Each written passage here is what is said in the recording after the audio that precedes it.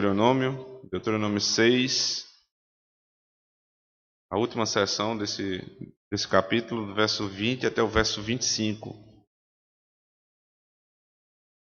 Deuteronômio 6, 20 a 25.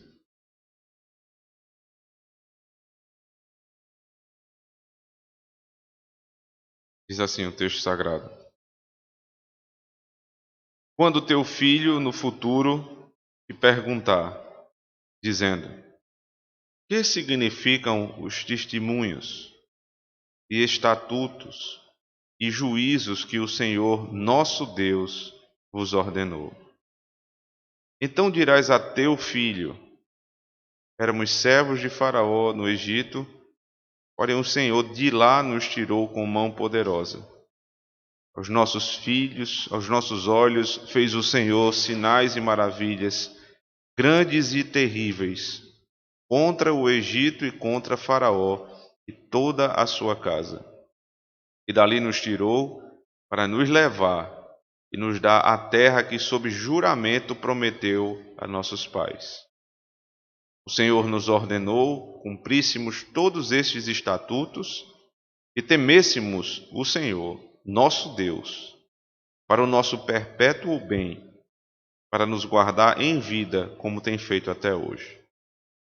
Será por nossa justiça, quando tivermos cuidado de cumprir todos estes mandamentos perante o Senhor, nosso Deus, como nos tem ordenado.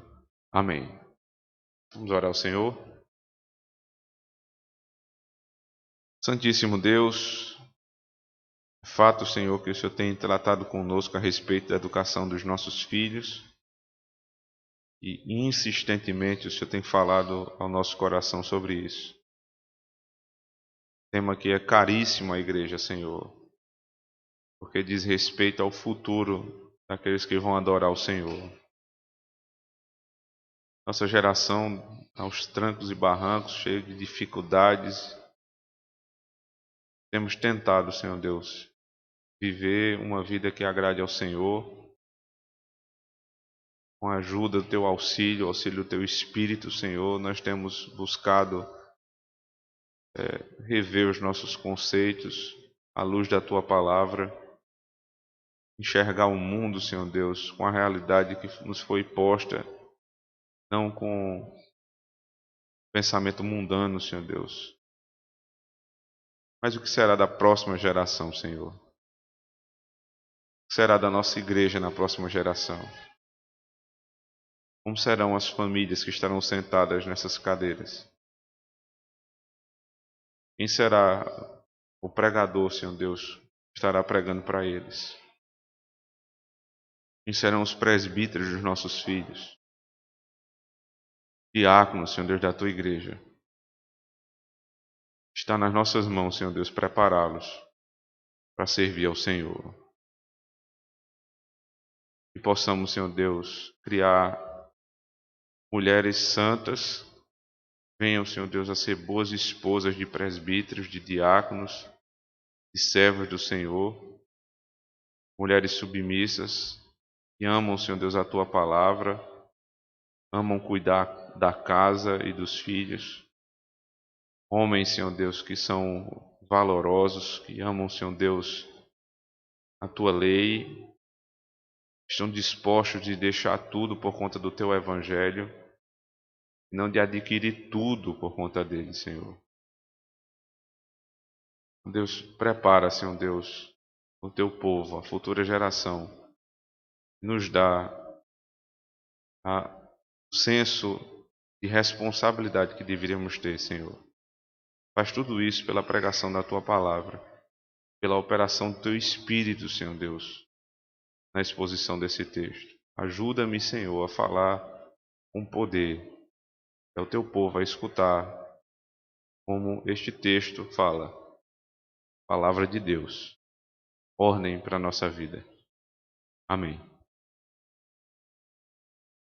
Para quem tem a alegria de acompanhar o crescimento de uma criança, ver como é que são as fases da criança, você percebe que quanto menor ela é, quanto menos tempo de vida ela tem, mas essas fases elas mudam com muita rapidez, né? a fase que a gente está ali tentando ver buscar um sorriso da criança nos primeiros meses. E aí vem um médico e diz assim: não, isso não é, ele não está rindo para você, isso é só reflexo. Mas o pai e a mãe acham que aquilo é uma grande gargalhada, que ele está brincando, mas é uma fase da vida. Depois a gente percebe que eles começam a reagir de fato às nossas brincadeiras, rindo. E que eles tentam falar, balbuciar alguma palavra, eles tentam conversar. E eles crescem mais um pouco e vão tentar dar primeiros passinhos, ou engatinhar e depois de pé dar os primeiros passos. E caem, levantam, a gente vai acompanhando aquilo ali. É uma alegria para toda a casa. Não apenas para os pais, mas para os tios, para os avós. Uma alegria ver as fases da nossa criança, que eles estão crescendo, estão se desenvolvendo. Como Deus age em cada uma dessas fases. Mas chega um tempo, eu digo isso porque é chegado lá em casa, que é a época dos porquês. E eu nunca vi uma coisa dessa. Nunca as crianças estão satisfeitas com a explicação que você dá a respeito de alguma coisa. Então, semana passada eu fui explicar a Eva que ia viajar. Seu papai precisa viajar, papai vai ficar alguns dias fora. Ela, por quê? Porque papai precisa pregar numa igreja de um pastor amigo. Eu disse, mas por quê? Porque o pastor convidou. Mas por quê?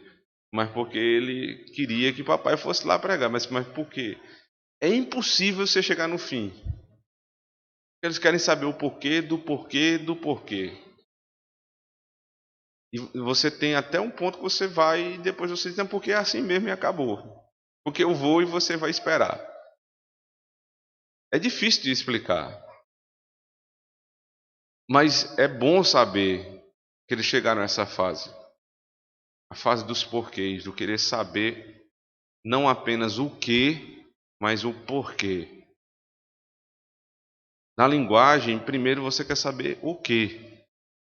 Você está formando vocabulário, você está querendo saber qual é o nome das coisas. Tem essa pergunta também, como é o nome? Como é o nome disso? Como é o nome daquilo? Então eles aprendem o vocabulário. Mas eles não sabem o que as coisas são em si.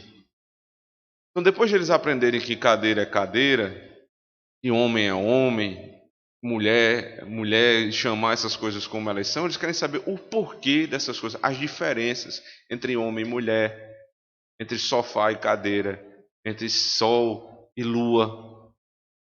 E ninguém melhor do que os pais para explicar os porquês das coisas.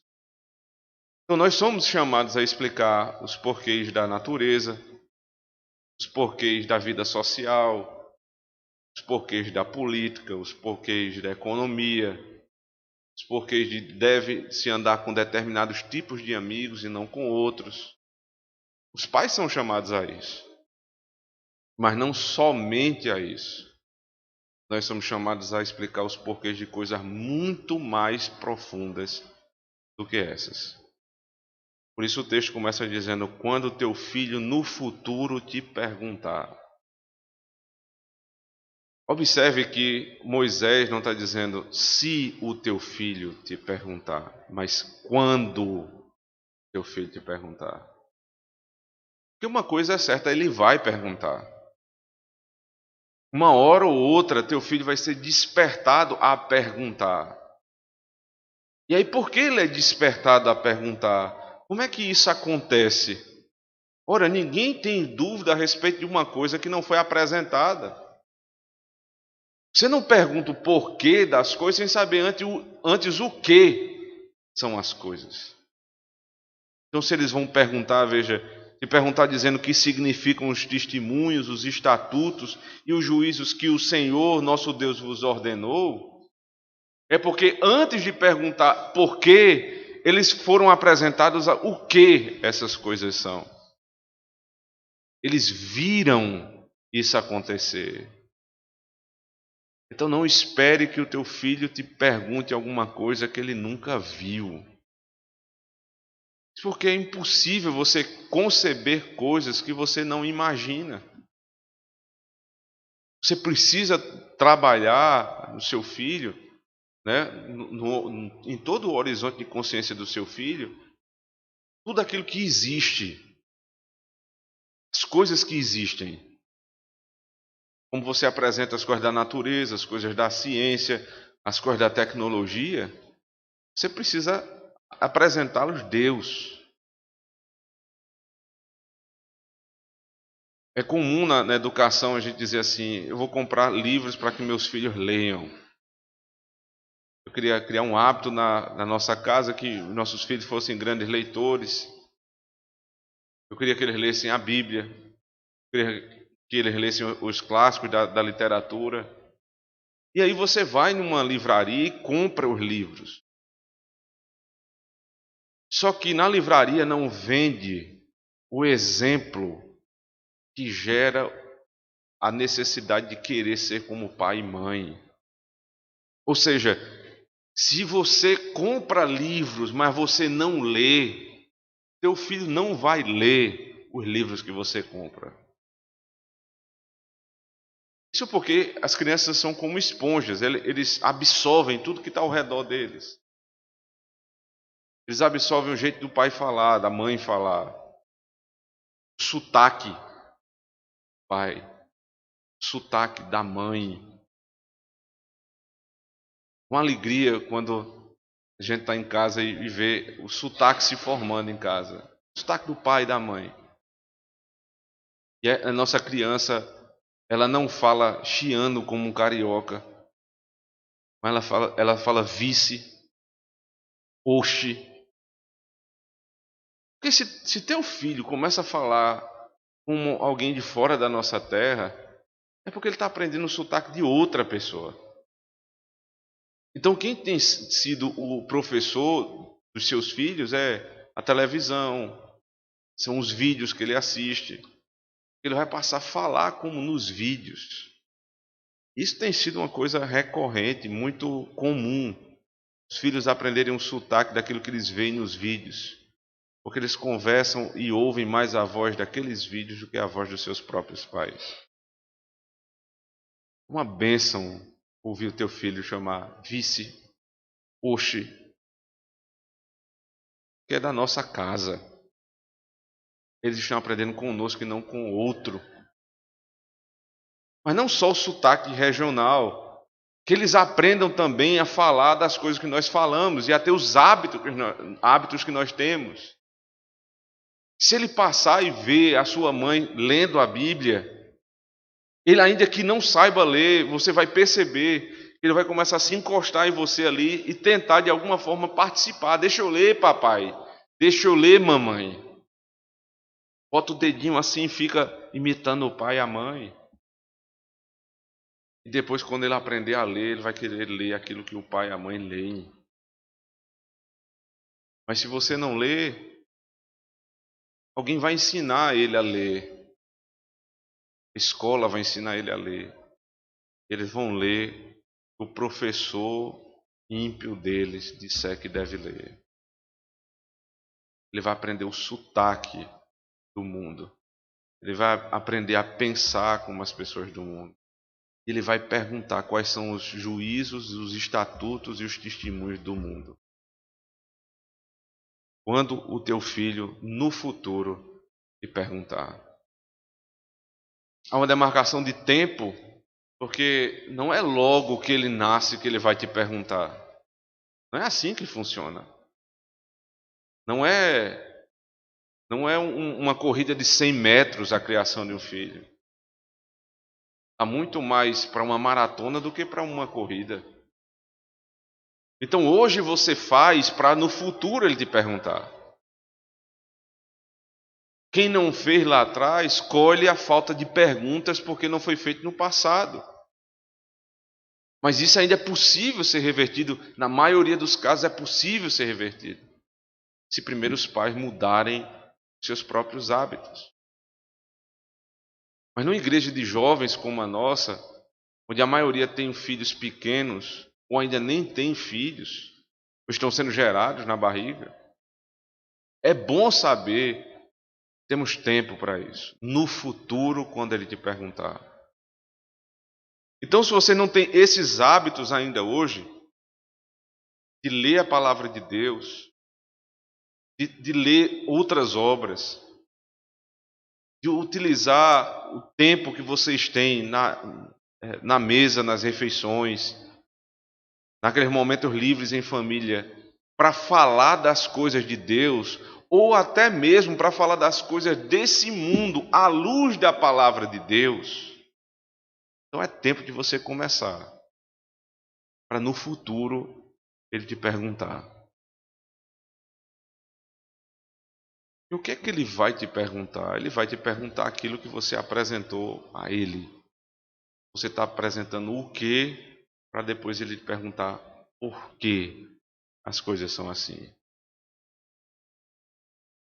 O que significam os testemunhos, os estatutos e os juízos? O que significa?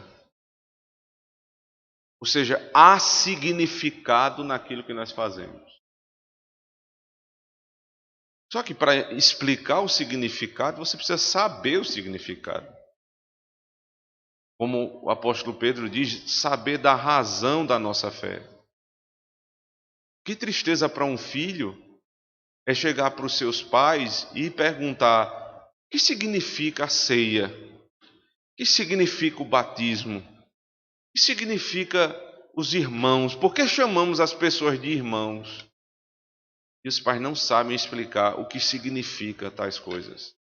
Os ritos, os testemunhos e os estatutos do Senhor. Então nós não temos a obrigação de saber ou de nascer sabendo, porque ninguém nasce sabendo.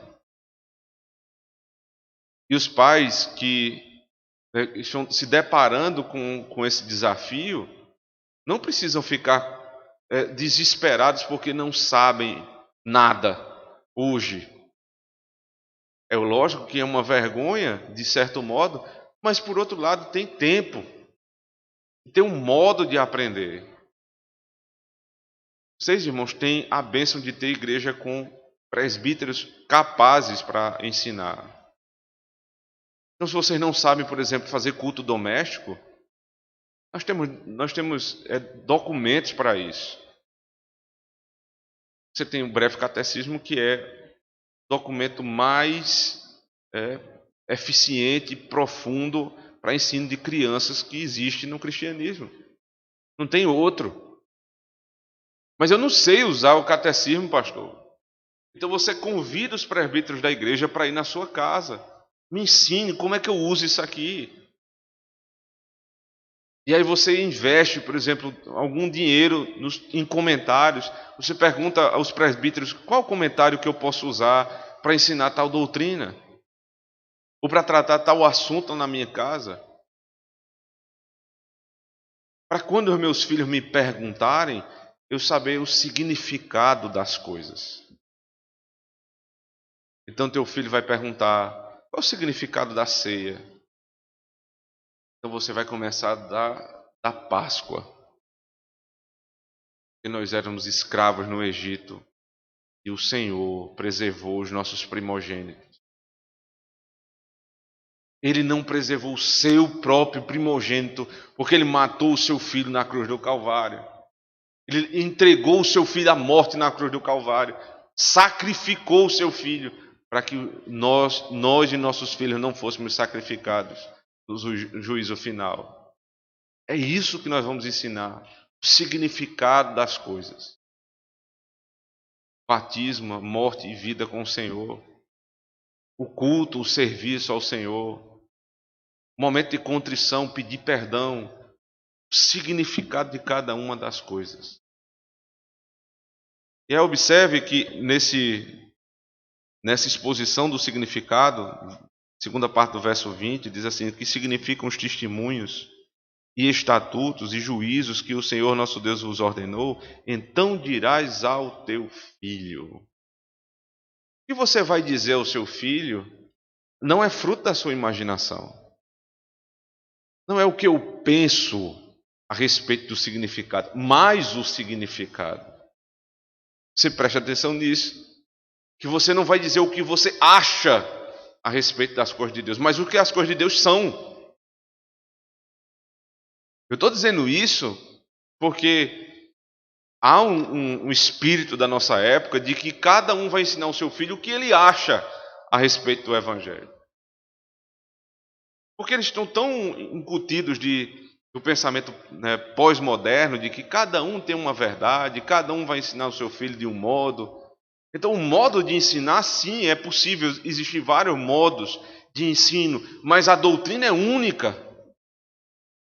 Não existe mais de uma doutrina para ser ensinada no sentido do mesmo tema. Existe um significado que foi revelado. E é isso que você precisa ensinar. Veja, quando Deus foi criar, e aí para você ter ideia de que Deus fala tem significado, que tem um campo semântico com limites de significado da palavra do Senhor. Lembre na criação, quando Deus disse, haja luz. O texto é claro em expressar que Deus falou estas palavras, haja luz. O que foi que houve? Não nasceu uma árvore, não nasceu um cachorro, houve luz. E a gente passa por esses textos assim, né, de maneira repentina, rápida, sem meditar, mas é de uma profundidade hermenêutica tal que só com muita paciência para tentar entender a profundidade daquilo ali. Deus disse, haja luz e houve luz, ou seja, não houve outra coisa. Não aconteceu outra coisa. Quando Deus fala, o significado das coisas é dado de acordo com o que Ele falou. Então, no nosso tempo, as pessoas falam e os outros entendem o que querem. Porque eles dizem que cada um tem a sua própria interpretação. Cada um tem o seu modo de adorar a Deus. Cada um tem o seu modo de viver uma vida de santificação. Cada um tem o seu modo para tudo. E quando a gente defende esse tipo de argumento, nós estamos defendendo de que o que Deus diz não tem significado. Mas tem significado. Porque Deus disse, haja luz e houve luz. Haja separação entre luz e trevas, e houve separação entre luz e trevas. E aí ele vem e interpreta o que ele fez. E viu Deus que é bom. Ou seja, Deus fala, existe uma proposição na mente de Deus e sai pela boca de Deus. E aquilo que sai da boca de Deus acontece. É o ato. Revelação, ato. O que é que vem depois? Interpretação do ato. Isso é bom. Porque tudo que Deus faz é bom. Então, quando o texto diz que significam os testemunhos, você precisa, como pai e mãe, investigar o significado dado por Deus aos testemunhos, aos estatutos e ao juízo da palavra de Deus. Não o significado que eu acho. Veja, meu filho, eu acho que isso aqui é. Não, isso é. Por quê? Porque é o que a Bíblia diz. E assim teu filho vai ser ensinado, não numa cultura onde tudo é relativo, onde as coisas não têm significado. Olha, você está protegendo teu filho de tanta coisa, quando você ensina dessa maneira, que as coisas têm significado, que quando alguém vier com uma loucura, por exemplo, ideologia de gênero, essa é uma loucura muito grande, né? Porque ontem a gente foi lá para a casa de Rayane e tinha um balão que ia ser estourado para dizer se era menino ou menina. Ou seja, quem estava torcendo para Antônio tinha 50% de chance de acertar. E para Helena 50% de chance de acertar. Porque não tem outro caminho. Não tem outro caminho. Eu fico pensando como é que vai ser o chá revelação daqui para frente. E vai revelar o quê? Se só vai se revelar depois, com muito tempo, quando ele escolher o que ele vai ser. Se teu filho sabe que existe significado nas coisas, ele vai achar isso uma tolice. Ele vai olhar para os coleguinhas dele que talvez estejam pensando dessa maneira a respeito de ideologia de gênero, vai dizer: vocês são loucos. Só tem menino e menina. Aí o colega vai dizer: mas por quê? Por que não pode ter outras possibilidades? Por que não, meu filho? Porque Deus disse assim: homem e mulher. Façamos o homem à nossa imagem e semelhança. Homem e mulher os criou. Então, havendo significado, e você ensinando isso a teu filho, você protege o seu filho de muitas loucuras. Essa é da nossa época. Eu não sei qual vai ser a próxima. Mas há um significado naquilo que Deus fala. Então, o que significam os estatutos, os testemunhos, os juízos que o Senhor nosso Deus vos ordenou? Então dirás a teu filho: qual o conteúdo do que você vai ensinar a ele? Éramos servos de Faraó no Egito, porém o Senhor de lá nos tirou com mão poderosa, ou com poderosa mão. É óbvio que isso aqui é um resumo do que você vai ensinar. Não é tudo. Você não só vai ensinar seu filho o Evangelho, mas você não vai começar pelas coisas que são marginais para depois voltar para o que é essencial.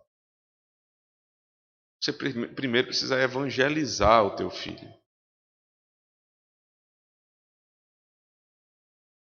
É muito bom e é importante que os pais ensinem a respeito de todas as consequências do Evangelho.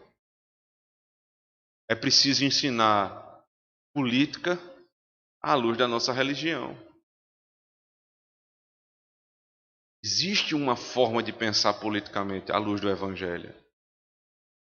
É preciso ensinar o teu filho economia à luz da nossa religião. Porque a nossa religião ensina a respeito de economia. E assim por todos os outros assuntos, geopolítica, casamento, criação de filhos, tudo à luz do Evangelho. Mas para você ensinar à luz de alguma coisa, primeiro você precisa ensinar esta coisa, que é a principal. Então não comece a ensinar aos teus filhos, primeiro as coisas que são marginais, que têm o seu lugar de importância e precisam ser ensinados em decorrência do Evangelho. Enquanto o teu filho não estiver muito bem formado no Evangelho, conhecendo exatamente isso que é a salvação, ainda não é hora de partir para as outras coisas. Então o texto diz: éramos servos de Faraó. Não é só o significado das coisas que está sendo ensinado, mas o conteúdo que vai ser ensinado. Ensine aos seus filhos que vocês eram escravos e agora são livres. E você vai ensinar não como a história de outro, mas como a história da tua casa. Quando você pegar, por exemplo, Êxodo, e você vai ler Êxodo para o teu filho, você não vai ensinar Êxodo para que ele aprenda a história do povo egípcio e do povo israelita. Porque isso é uma coisa muito distante para eles. Será que eu quero saber a história de um povo que viveu há 4.000 anos? Qual o significado disso para mim hoje? Então eu vou ensinar estas histórias à luz da palavra de Deus. Até porque, irmãos, essa geração que está ensinando aqui, que é a geração que está entrando na terra da promessa, não é a geração que esteve lá. Não foi a geração que viu o Mar Vermelho se abrindo. Não foi a geração que viu o exército de Faraó sendo inundado na água do rio. Não foi. Não foi assim. É a próxima geração. Só que essa próxima geração, quando vai falar a respeito daquilo que se passou, diz: nós éramos escravos. Porque existe uma ligação pactual entre nós e eles, que desfaz essa distinção entre nós e eles e passamos a ser todos nós. É por isso que lá na carta aos Romanos, o apóstolo Paulo diz: porque nós que cremos somos filhos de Abraão. Veja, Paulo dizer isso é até compreensível, porque Paulo era judeu. Mas dizer isso à igreja de Roma, uma igreja gentia, Como é que isso pode acontecer? Só pode acontecer factualmente. Porque a nossa história é exatamente a história deles. Então você primeiro provoca teu filho com os hábitos da casa, que estão sendo formados na casa. O que vocês fazem vão provocar os filhos. Quando eles te perguntarem o significado das coisas, vocês não vão dar o significado que vocês acham, mas o que é. E aí você passa a pregar o evangelho, porque nós éramos escravos, veja no verso 21, servo de Faraó no Egito, porém o Senhor de lá nos tirou com poderosa mão. Você está ensinando a graça. Não fomos nós que saímos de lá, foi Deus que nos tirou. Aí no verso 22, aos nossos olhos fez o Senhor sinais e maravilhas grandes e terríveis contra o Egito e contra Faraó e toda a sua casa. Eu acho fantástico a forma que a Bíblia usa para falar a respeito das 10 pragas do Egito. O que são as 10 pragas do Egito? Sinais e maravilhas. O que Deus vai fazer com os ímpios, os lançando no inferno, são sinais e maravilhas. O que Deus fez com Noé, aliás, no tempo de Noé, com os homens que rejeitaram o evangelho que Noé pregou, o dilúvio é um sinal e uma maravilha. Eu não devo interpretar o juízo de Deus como sendo uma coisa ruim. Eu devo interpretar que a justiça de Deus é uma coisa boa, porque é.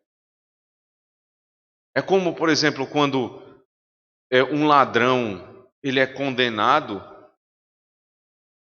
e o pensamento do mundo da nossa época é se compadecer com o ladrão, ter peninha do ladrão.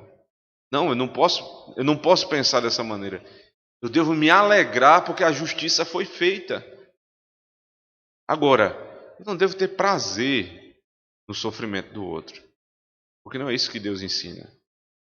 O Senhor não tem prazer em lançar alguém no inferno, mas Ele é glorificado quando lança alguém no inferno. Que é a praga do Egito, sinais e maravilhas, juízo de Deus. Mas o povo não ficou dando gargalhada porque os filhos dos egípcios estavam sendo mortos. Não.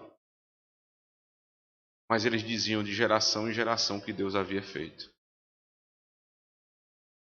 Então os homens que lutam contra a igreja, que perseguem a igreja na nossa época, que querem o mal da igreja na nossa época, nós oramos contra eles. Veja que o texto é claro, que esses grandes sinais terríveis foram contra o Egito e contra Faraó. Porque Deus ele está a favor de uns e contra os outros. Se Deus é por nós, quem será contra nós? Eu me lembro da pregação do pastor Augustus aqui em Campinas. E se ele for contra nós? Se Deus é por nós, quem será contra nós? Mas se ele for contra nós? Você já se imaginou no lugar dos egípcios? Teu Deus Todo-Poderoso contra você e contra a sua casa, lançando sinais e maravilhas terríveis contra você. Que mal faz um pai e uma mãe que não apresentam Cristo para a sua família, porque eles passam a estar contra Deus. E é por isso que, mais uma vez, citando a carta aos Romanos, ele diz, no capítulo 5, quando vocês eram inimigos de Deus. Irmãos, antes de vocês se converterem, vocês estavam numa situação difícil. Porque vocês eram inimigos de Deus. E ter inimigo é coisa ruim. Porque o inimigo te pega à espreita. Hoje pela manhã eu acordei e vi um vídeo, um caso que aconteceu em João Pessoa. Um homem estava almoçando com sua esposa, um homem metido em muita coisa errada, num restaurante da orla de João Pessoa. No meio do almoço chegou chegaram 2 homens e executaram ele na frente da esposa. Isso é até inimigo. Não tem pena de você se você está na frente da sua esposa. Não tem pena. Agora, são inimigos limitados, né? Porque ele poderia ali talvez se defender, se fosse possível. Agora, imagine ter Deus como teu inimigo. Ser contra você e contra a sua casa. Então dirás aos teus filhos: éramos servos de Faraó no Egito, porém o Senhor de lá nos tirou com mão poderosa. Aos nossos olhos fez o Senhor sinais e maravilhas, grandes e terríveis, contra o Egito, contra Faraó e toda a sua casa. E dali nos tirou para nos levar e nos dar a terra que sob juramento prometeu aos nossos pais. Ou seja, você não vai contar uma história que acabou. Ele nos tirou, mas ele está nos levando para a terra que ele prometeu. O que é isso? Você faz ligação de uma promessa cumprida, porque ele tinha dito que ia tirar o povo do Egito, ele tirou. Agora ele disse que vai dar uma terra, e ele está dando. Aí você está ensinando ao seu filho, né, que os significados dos ritos que apontam para a terra um dia vão cessar, porque a promessa vai se cumprir. Vou tentar explicar isso de outra forma. Por que nós batizamos as nossas crianças ainda? Por que nós batizamos os adultos? Porque as crianças estão entrando no pacto, elas nasceram, estão sendo recebidas no pacto do Senhor pela fé dos pais. Isso faz sentido? Né? Porque ainda não alcançamos a salvação. Porque quando o Senhor voltar, não nascerão mais crianças. Todos os homens já estarão no pacto. Qual o significado da ceia? O significado da ceia é que aqueles que foram batizados na infância e depois professaram a sua fé quando adultos, além dos que, depois de adultos, se converteram a esta fé e foram batizados, são chamados a sentar à mesa com o Senhor, porque tem comunhão com Deus. E o Pai os alimenta, como? Em Cristo, pelo partir do pão e pelo vinho, e celebram a morte do Senhor, até que Ele venha. Então é muito claro o que Jesus diz na instituição da ceia: até que eu venha. Tem um limite nesse significado. Tudo que fazemos aqui aponta para o último dia, quando o Senhor voltar. Quando Ele voltar, essas coisas simplesmente cessarão. Então são promessas que vão se cumprir. Enquanto elas estão em cumprimento, nós continuamos celebrando a ceia do Senhor, o batismo infantil e o batismo de adultos, até que Ele venha. Assim você ensina as promessas de Deus, para que os teus filhos, dessa maneira, aprendam a confiar em Deus e a esperar em Deus, e não serem filhos desesperados. Você ensina paciência ao teu filho. Não, meu filho, eu não posso te dar isso agora, mas eu te prometo que assim que for possível eu te darei. Quando você cumpre isso, você está apontando para Deus, porque Deus é o que promete aos seus filhos e cumpre. Mas se você é um pai que promete as coisas ao teu filho e não cumpre, então você é um pai que aponta para Deus e chama de mentiroso. É isso que você é. Você está pregando um falso evangelho.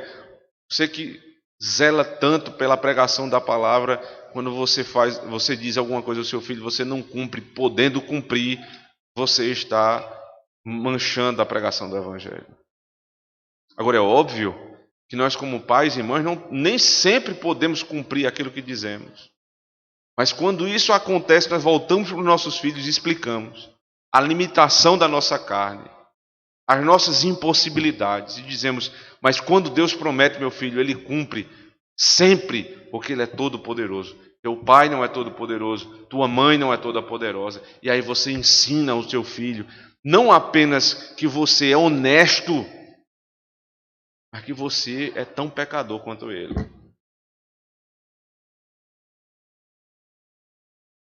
Nós não podemos criar os nossos filhos na mentira. Nosso filho quer uma coisa e a gente diz: quando chegar lá eu te dou. Aí chega, não dá. Aí isso acontece uma vez, isso acontece 2 vezes, 3 vezes. O filho passa a entender: mentir é coisa boa, porque eles me enganaram e deu certo. Então eu vou mentir também. Aí quando você vê, tá o teu filho mentindo para você. Filho, vai fazer aquilo ali? Já vou. Não vai nunca. Por que ele disse não vou?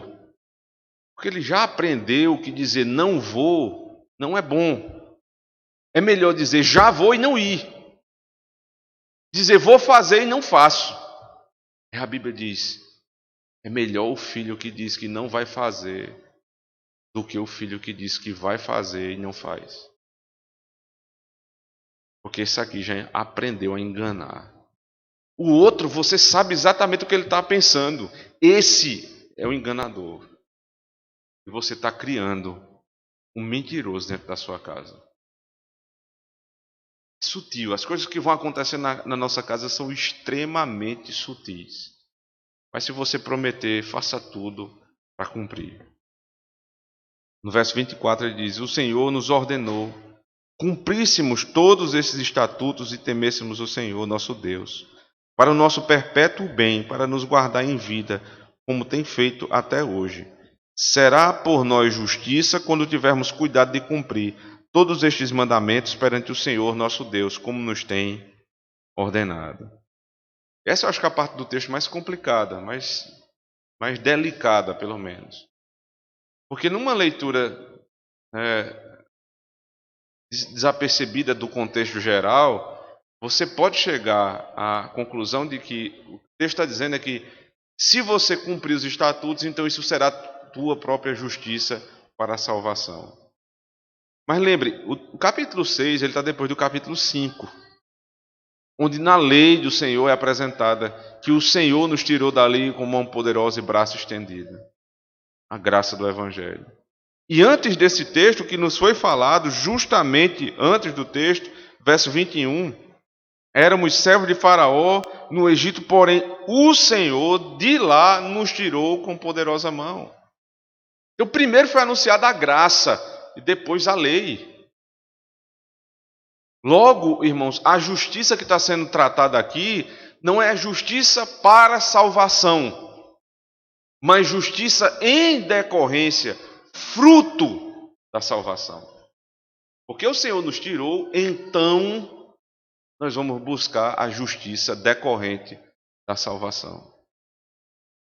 Então nós vamos ensinar aos nossos filhos que eles devem se submeter à lei de Deus, não para serem salvos, mas porque eles foram salvos.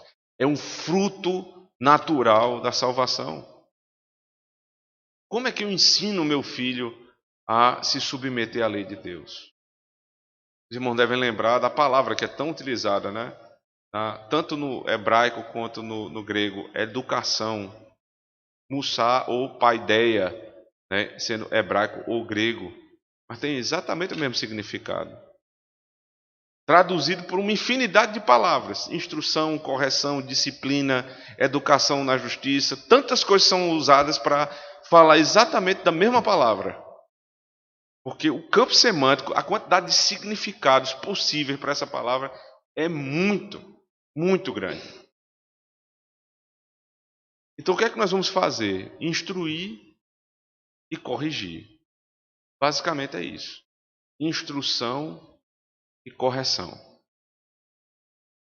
Só que a instrução dos pais tem que ser de um modo tal, como o apóstolo Paulo diz lá na carta aos Efésios, capítulo 6, que não irrite os filhos. Tem que ser uma instrução que não irrite. Irritar é você ser insistente, sem significado, sem substância, numa reclamação. ou também é você simplesmente abandonar o teu filho e deixar ele seguir o seu próprio caminho. Você precisa corrigir e instruir. A gente podia falar isso de diversas formas, mas eu acho que a melhor maneira é usar um texto de um pai que tentou instruir o seu filho e foi até determinado ponto, mas não foi até o final. Abra comigo, por favor, o primeiro livro de Samuel, capítulo 2 e capítulo 3.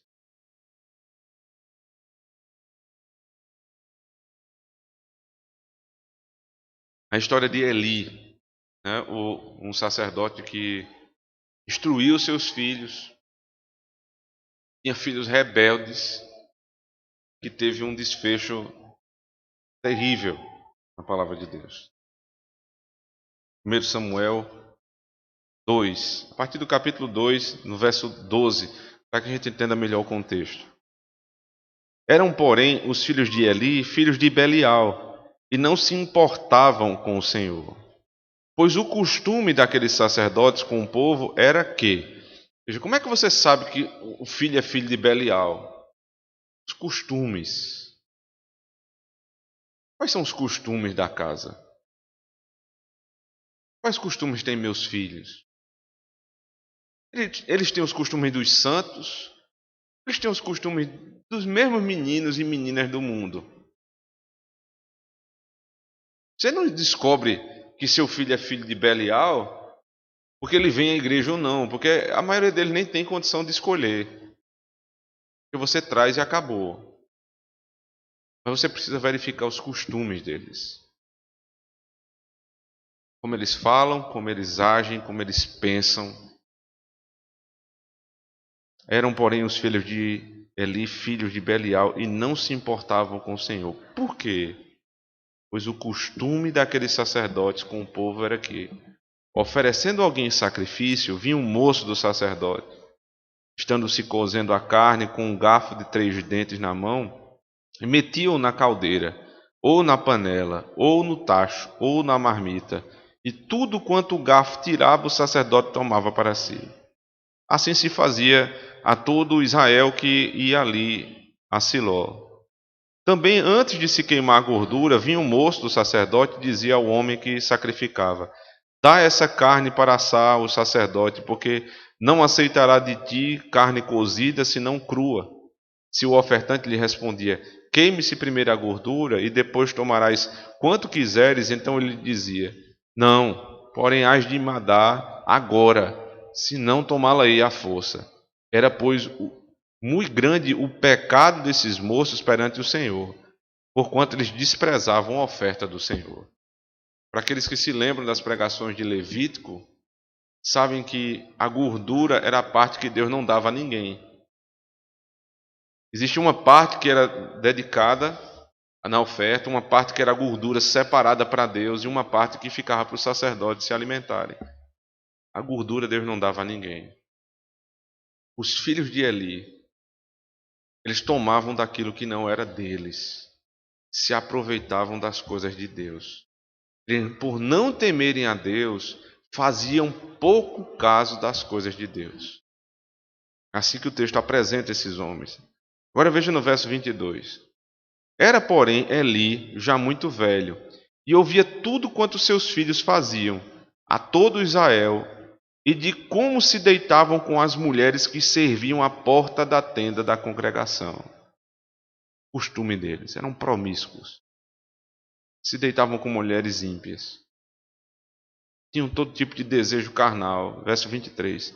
E disse-lhes: por que fazeis estas coisas? Pois de todo esse povo ouço constantemente falar do vosso mau procedimento. Não, filhos meus, porque não é boa fama esta que ouço. Estais fazendo transgredir o povo do Senhor. Veja, se eles eram sacerdotes, eram como pastores, e esse tipo de procedimento não fazia mal apenas a eles, mas toda a congregação. Todo mundo estava transgredindo a lei de Deus porque eles davam mau testemunho. O pai foi falar e disse: não faça isso, meus filhos. No verso 25: pecando o homem contra o próximo, Deus lhe será o árbitro. Pecando, porém, contra o Senhor, quem intercederá por ele? Entretanto, não ouviram a voz do seu pai, porque o Senhor os queria matar. Mas o jovem Samuel crescia em estatura e no favor do Senhor e dos homens. Veja agora o verso 27. Veio um homem de Deus a Eli e lhe disse: Assim diz o Senhor: Não me manifestei, na verdade, à casa de teu pai, estando os israelitas ainda no Egito, na casa de Faraó? Eu o escolhi dentre todas as tribos de Israel, para ser o seu sacerdote, para subir ao meu altar, para queimar o incenso e para fazer a estola sacerdotal perante mim. E dei à casa de teu pai todas as ofertas queimadas dos filhos de Israel. Por que pisais aos pés os meus sacrifícios e as minhas ofertas de manjares que ordenei, e se me fizessem na minha morada? E tu, por que honras a teus filhos mais do que a mim, para tu e eles vos engordares das melhores de todas as ofertas do meu povo de Israel? Parece um texto confuso, porque você primeiro observa os pecados dos filhos, o modo de proceder dos filhos, e em seguida você vê Eli claramente confrontando os seus filhos. Não façam isso, eles estão fazendo o povo de Deus pecar. Meus filhos, não pequem. Então, Eli não era um homem negligente, aparentemente. Então, por que depois o profeta diz: Você está honrando mais os teus filhos do que a mim? Qual é o significado disso aqui? Que Eli, inclusive, vai ser punido por isso. Veja no verso 13 do capítulo 3. Porque já lhe disse que julgarei a sua casa para sempre, pela iniquidade que ele bem conhecia. Porque seus filhos se fizeram execráveis e ele não os repreendeu. Mas peraí, o capítulo 2 diz que Eli repreendeu sim os seus filhos. Por que ele está sendo, então, execrado com os seus filhos, punido pelo pecado dos seus filhos? Difícil o texto. É porque Eli, ele percebia o mal dos filhos, ele falava contra o mal dos filhos. Provavelmente ele não punia os filhos como ele precisava. Não é só instrução. E não é só qualquer tipo de correção. Mas é instrução na palavra, correção segundo o pecado do meu filho. Nós pecamos muito nesse segundo ponto. Sabe por quê? Geralmente, se o nosso filho quebrar alguma coisa que nós gostamos muito em casa, por exemplo, se ele arranhar o teu carro, que você gosta muito, se ele quebrar um vaso, que a mulher tem muita admiração para aquele vaso, aí você dá uma surra nele que ele nunca mais esquece, meu.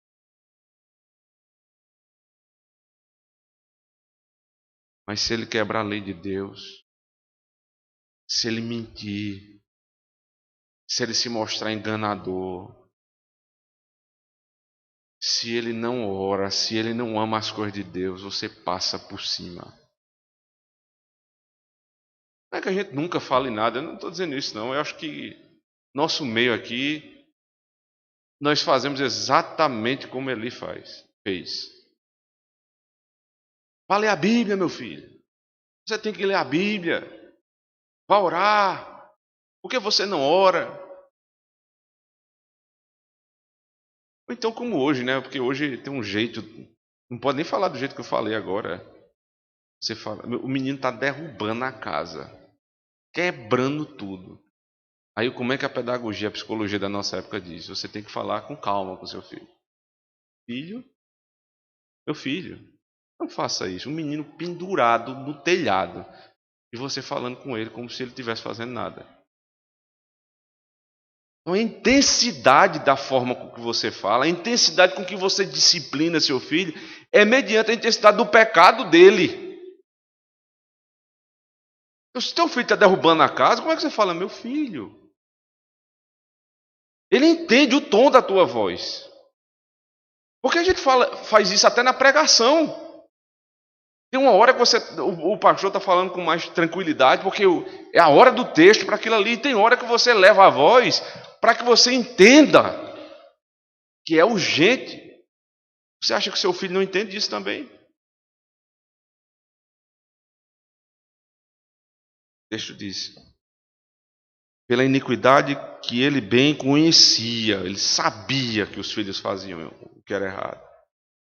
Ele foi lá e exortou, porque seus filhos se fizeram execráveis e ele não os repreendeu. Não é que ele não repreendeu completamente, ele não repreendeu na medida que precisava. E nós estamos prontos a defender nossos filhos da maneira errada. Nós não devemos defender nossos filhos das punições da aliança. E veja o que é que diz lá em Deuteronômio 6, verso 24. O Senhor nos ordenou que cumpríssemos todos os estatutos e temêssemos no Senhor nosso Deus não é para o nosso bem temporal, é para o nosso perpétuo, eterno bem. O provérbio diz assim: castiga o teu filho com vara e livrarás a alma dele do inferno. A pessoa diz assim, mas que vara potente é essa? Você bate no menino e tira o menino do inferno. Ele vai temer a lei de Deus. Ele vai temer os estatutos do Senhor. E ele vai entender que o que ele fez é muito grave. Sabe por quê? Porque tem um elementozinho que Deus colocou depois do pecado, que não existia antes do pecado. Ele olhou para a mulher e disse assim: em dores darás à luz o teu filho. E depois olhou para o homem e disse: em fadiga, a mesma palavra, em dores, comerás o pão com o suor do teu rosto. A dor temporal, ela tem um significado espiritual, porque ela remete ao pecado. Ou seja, quando teu filho peca e você disciplina e ele sente a dor, e o provérbio diz assim, para livrar a alma dele do inferno, é porque aquela dor ali que ele está sentindo, que às vezes é grande, quem apanhou sabe, não é nada comparado com a dor do inferno.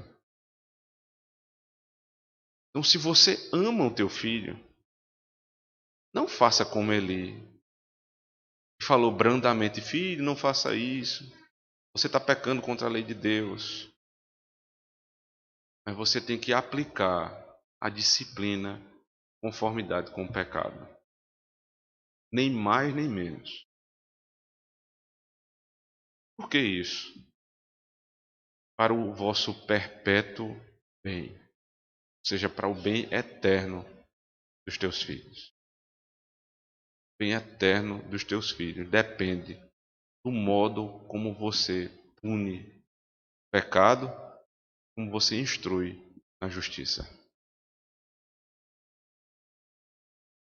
Eu queria falar aqui por último, em algumas classes da igreja, primeiro para os jovens. Os que pensam em se casar e são muitas vezes tentados a casar com pessoas que não estão debaixo da aliança do Senhor. Escutem isso. O texto fala que nós devemos ensinar aos nossos filhos como eles devem andar e o que eles devem pensar. Lá no começo do texto isso deixa claro. Você vai dizer ao seu filho que Deus nos tirou do Egito, da servidão na casa de Faraó. Ou seja, existe um conteúdo do ensino na casa cristã.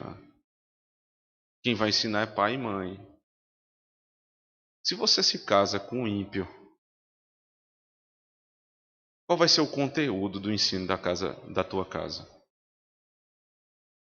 E os teus filhos vão aprender. Mas a nossa confissão de fé, ela é muito clara. Não deixa dúvida. Aos que querem se casar, é lícito que se casem, mas somente no Senhor. Ele não deixa dúvida nenhuma. É proibido casar com idólatras. É proibido casar com infiéis. É proibido casar com papistas. É proibido casar com os que sustentam heresias perniciosas. Por que Deus faz isso, irmãos? Porque nós cremos que a confissão de fé ela é completamente, né, a expressão melhor do texto bíblico, ou seja, a interpretação fiel da palavra de Deus. Por que então a palavra de Deus diz isso? Eu não posso casar com aquela pessoa que eu tanto amo, né, mas ela sustenta heresia perniciosa. Ela está numa seita. É para o teu bem. Mas se você pensar assim, não, mas eu aguento. Aí Deus está dizendo assim, é para o futuro bem da igreja. Que todas as vezes que os crentes se meteram em casamento com ímpios ou pessoas que sustentavam heresias perniciosas, sabe quem sofreu? Não foi só aquela pessoa que se casou, foi a igreja que se meteu em idolatria.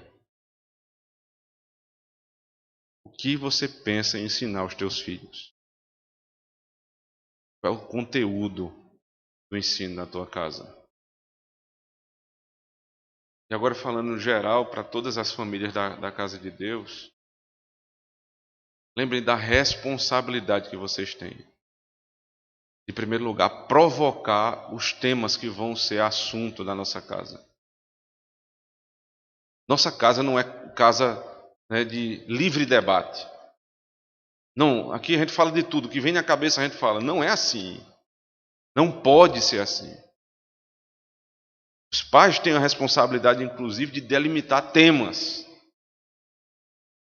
Né? A gente faz isso. Está numa conversa, o filho começa a falar numa coisa que não convém. Olha, a gente vai falar disso agora não. Não é momento para falar disso aqui. Então você delimita o tema da sua casa, o assunto que vai ser falado. Para quê? Para o teu bem, para o bem dos teus filhos.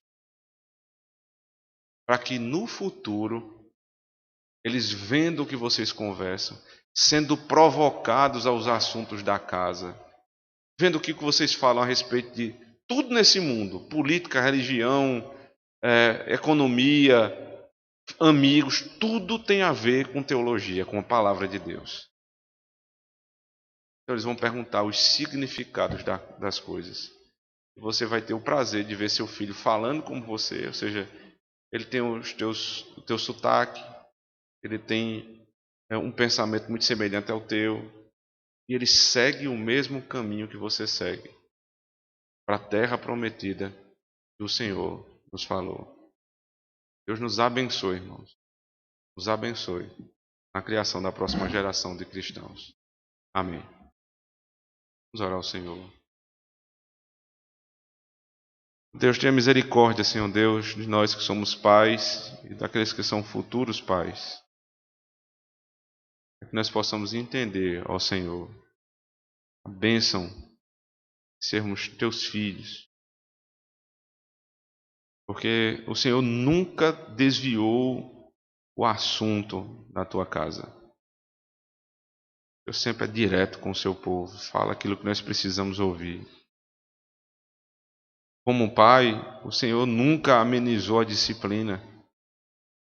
É uma bênção, Senhor Deus, sermos disciplinados e punidos pela tua mão.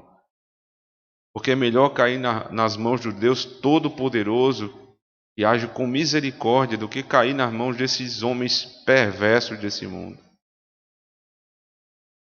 Ó Deus, Ensina às nossas crianças, aos nossos filhos a temerem ao Senhor e, portanto, obedecerem aos seus pais. Ensina a nossa casa, Senhor Deus, a ter os pensamentos, modo de falar e o sotaque que vem da Tua palavra. Jamais vejamos nossos filhos, Senhor Deus, que vergonha, Senhor, aprendendo as gírias desse mundo. E se vermos isso acontecendo, que repreendamos imediatamente. Eles não podem falar como as pessoas do mundo. Eles não podem pensar como as pessoas desse mundo. Porque nós não somos daqui. Ó Deus, tenha misericórdia de nós. Abençoe a nossa casa. Para o louvor da Tua glória em Cristo. Amém. Em resposta à pregação, irmãos, nós de pé iremos cantar o Salmo 128, Salmo da Família.